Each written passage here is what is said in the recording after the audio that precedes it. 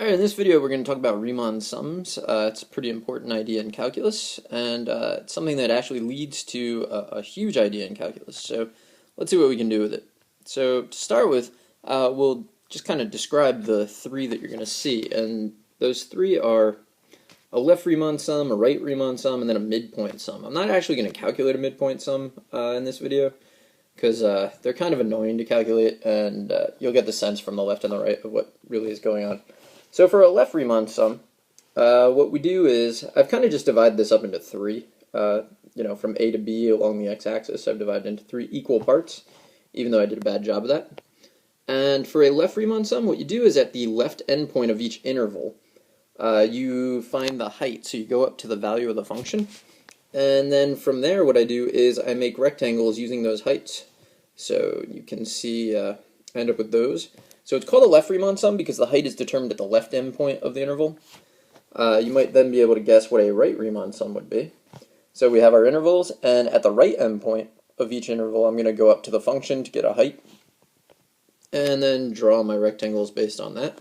And then for the midpoint Riemann sum, what I have to do first is calculate the midpoint, which I didn't really calculate, I just kind of put in. Then I go up to the function, and so that's going to be the height. So what I'll do in this case is I'm just going to draw in the top of the rectangles there, and then we put in our vertical line. So the midpoint Riemann sum is it's kind of the most annoying to calculate, really. Maybe it's a little bit harder to generalize, but anyway, for each and every one of these, I've made equal divisions. So I call all of those delta x. And so to calculate delta x, and this is important, it's always just going to be b minus a over 3 in this particular case, but it would be b minus a over n in general. So what I want to do is see what I can do, do a problem. So I want to approximate the area enclosed by f of x equals x squared plus 1, the x-axis, the y-axis, and x equals 2. So when you combine all those things, you get one region in the plane. So the first way I'll do it is I'll use a left Riemann sum, and I'll use two rectangles. So I'm using a small number because it's a little easier to calculate kind of in your head by hand. So let's create a graph, and then I need delta x, so that's going to be b minus a, so 2 minus 0, and then divided by n, and n is 2. So 2 minus 0 over 2, which gives me 1. So it's a left Riemann sum, so what I'm going to do is on each of the intervals, which actually from 0 to 1 and then 1 to 2 are the intervals that I want, on each interval I'm going to use the left endpoint to determine the height of the rectangle. So there's at 0 I put in the height, at 1 I put in the height. I'm going to finish drawing the rectangles like that. So you can see this is going to give me an underestimate of the area. And now the area is approximately the base, which is 1, times the height, which is 1. So the height at 0 is 1, just plug 0 into f of x. Then the base is 1, and then the height at x equals 1, plug 1 in, you get 2. And so my approximation would just be 3. And I know it's an underestimate, but I'm not really concerned about that. The next thing I want to try is a right Riemann sum with n equals 4. So again, I'm going to have this picture, but now since n equals 4, I need to recalculate delta x. So it's going to be 2 minus 0 divided by 4, which gives me 1/2. So it's going to go from 0 to 1/2, 1/2 to 1, 1 to 3/2, and then 3/2 to 2. And it's a right Riemann sum, so the heights are determined at the right endpoint. So from 0 to 1/2, I determine the height at x equals 1/2, and so on. So I've drawn in the heights at the right endpoints, and now I'm going to finish with the rectangles. And you can see I did a kind of bad job there. So the area is approximately, it's going to be 1/2, and then the height at x equals 1/2. So 1/2 is the base, so that's going to be the same for all the rectangles. So 1/2, the height at 1/2 is that, plus 1/2 the height at 1, plus 1/2 the height at 3/2, and then 1/2 the height at 2. And then if I add all those up, I get that the area is approximately 23 over 4. Okay, the next question, I want to find a left sum, and I want to just use n rectangles, so not a particular number, just like in general. So let's see what I can do. So delta x again will be 2 minus 0 over n this time, which is just 2 over n. And now let's see how we can break up the axis here. So I go from 0 out to 2, so that final one is actually 2. And So that point right there is 0 plus 1 delta x. So it doesn't matter what delta x is. To get to that division, I would add delta x to 0 once. To get to the next one, I would add delta x twice to 0, and then I would add it 3 times to 0, and then I would add it 4 times to 0. And now what I want to do is jump ahead, so I'm going to dot, dot, dot, and here I would just add it n minus 1 times to 0. And since it's a left sum, the heights are going to be determined at 0, there, but I'm not going to include that one, so not this one. Alright, and what I want to do is I'm going to try to write a formula for this.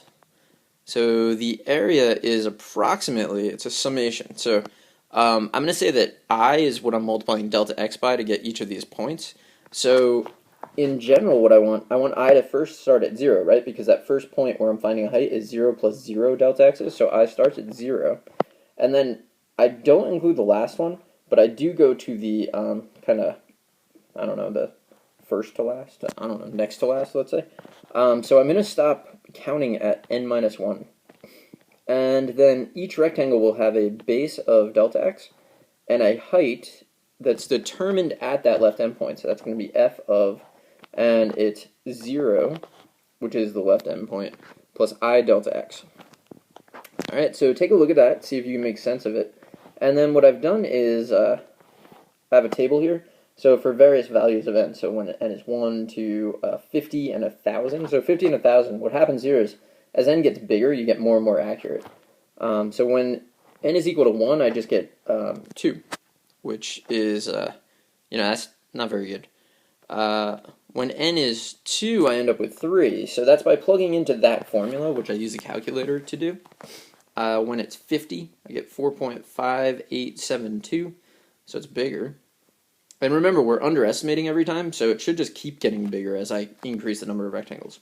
At 1,000, it's 4.66267. Then what I did was I used my calculator, and I let the calculator take the limit as n approaches infinity of this area formula, which is a function of n. And the calculator spit back this answer, 14/3.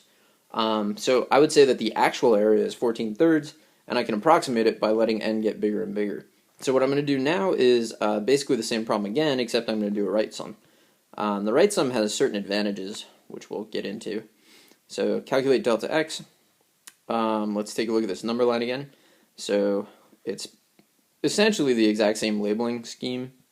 So I get 1 delta x, and then 0 plus 2 delta x's, and plus 3 delta x's, and so on. So out to here, dot, dot, dot. So here is the 0 plus n minus 1 delta x. But remember, it's right endpoint, so I have to go all the way to the end. So this is 0 plus n times delta x. And if we take a quick look at that, n times delta x is the same as n times the quantity 2 over n, which is equal to 2, which is that right endpoint, which is what I wanted. So again, I'm going to write a formula. So those are the places I'm evaluating it. It's important to realize where you're evaluating it. I call those evaluation points. And we don't include that first starting point, which tells us what I is going to start from. So the area is approximately the sum from I equals, I don't include 0, but I start at 0 plus 1 delta x, so I actually is going to go from 1, and then I stop when I get all the way out at n. So 1 to n, and then it's the base is delta x, the height is f of, and then the evaluation points are all 0 plus I times delta x. So I get that, and I made a table again. So when it was 1, I just got 1. When n is 4, I get 23 over 4, which is the answer that I got previously when I did it by hand. 50 gives me this number, and then 1,000 gives me this number. So I'm getting overestimates here, so I'm approaching the answer, but still over. And then I let my calculator take the limit of this function again. And I'm pretty sure there's another video that shows how to enter that into your calculator and use it to approximate this limit. And again, it gave me 14/3. So it turns out that it didn't matter if I use a left or a right Riemann sum. When I took the limit as n approaches infinity, I got the same answer of 14/3.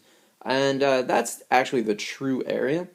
So that's a couple of examples. I'm going to end this video here, and in another video I'll show you how to actually calculate that limit by hand, which, although you may not want to, is kind of an interesting exercise, and I think you learn a little bit by doing it. So I hope this was helpful, and good luck.